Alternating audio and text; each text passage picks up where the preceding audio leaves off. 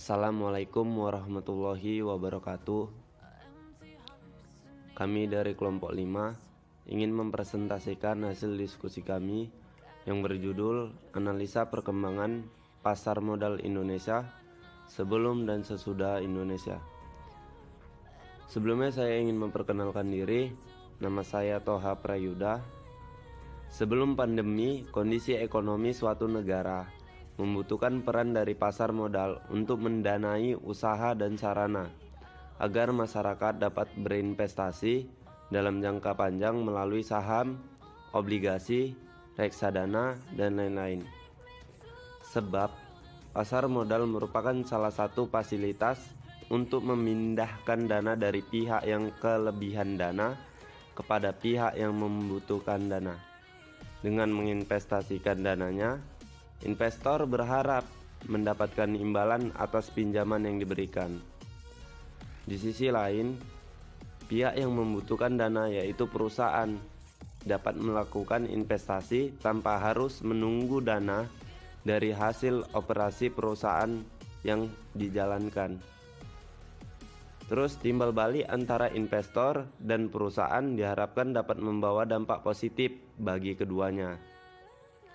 Pasar modal mampu memperlihatkan bagaimana respon pasar terhadap suatu kejadian dari informasi yang diterima baik dari faktor ekonomi, sosial maupun politik.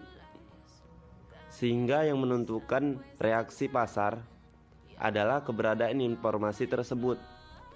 Terus pasar modal akan bereaksi jika terjadi suatu peristiwa yang mempengaruhi suatu negara. Jadi semua ini harus ada feedbacknya begitu. Mungkin itu saja, terima kasih. Selanjutnya akan dibacakan oleh teman saya, Najwa Sahibah. Assalamualaikum warahmatullahi wabarakatuh. Nama saya Najwa Sahibah.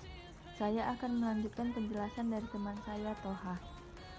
Pada Desember 2019, dunia telah dikejutkan dengan adanya wabah yang muncul dari Wuhan di Cina, yang diberi nama virus corona, dan kini telah menjadi pandemi di seluruh dunia. Di Indonesia, kasus COVID-19 resmi diumumkan oleh pemerintah pada tanggal 2 Maret 2020, yang ditandai dengan kasus positif 2 orang. Telah ditetapkan oleh Organisasi Kesehatan Dunia atau WHO bahwa COVID-19 adalah pandemi global yang mengganggu aktivitas manusia, termasuk vital negara di bidang sektor perekonomian. Selama terjadi pandemi COVID-19, harga saham dalam negeri turun secara signifikan, tidak terkecuali LQ45. LQ45 merupakan indeks unggulan dalam Bursa Efek Indonesia. Indeks tersebut beranggotakan 45 saham dengan tingkat kapitalisasi terbesar dan terliquid, sekaligus porsi kepemilikan saham terbesar. Sebelum adanya pandemi COVID-19, indeks LQ45 mampu bertumbuh sebesar 3,23% pada akhir tahun 2019.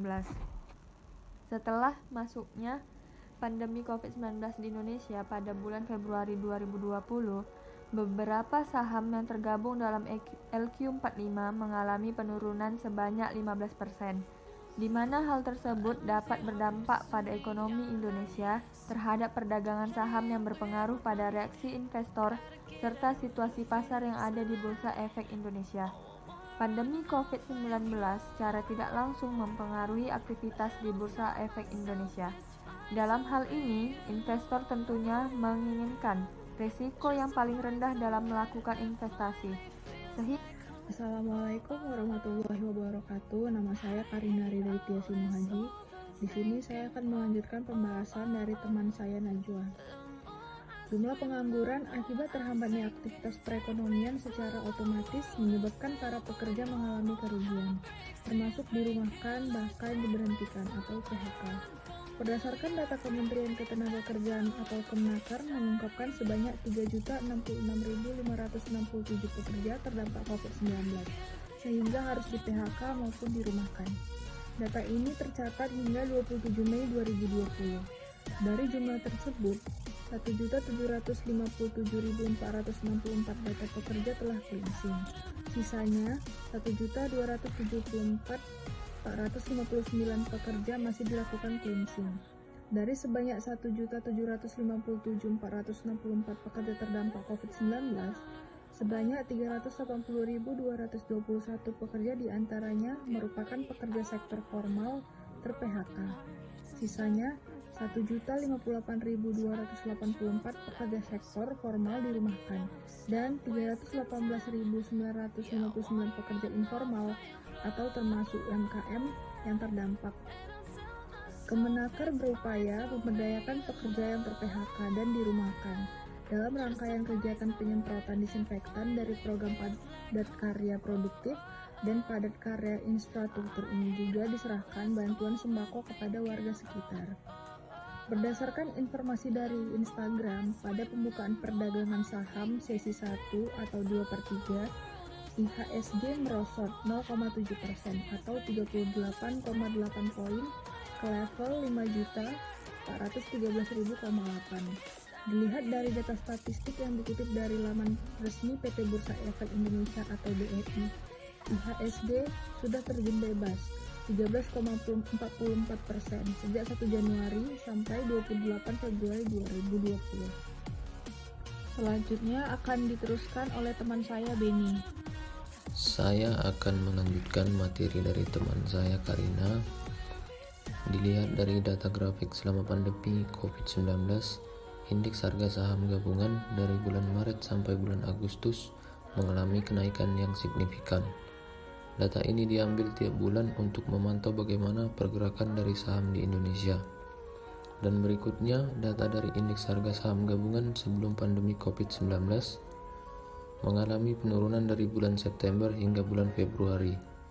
COVID-19 sangat mempengaruhi perkembangan pasar global, khususnya pada sektor saham.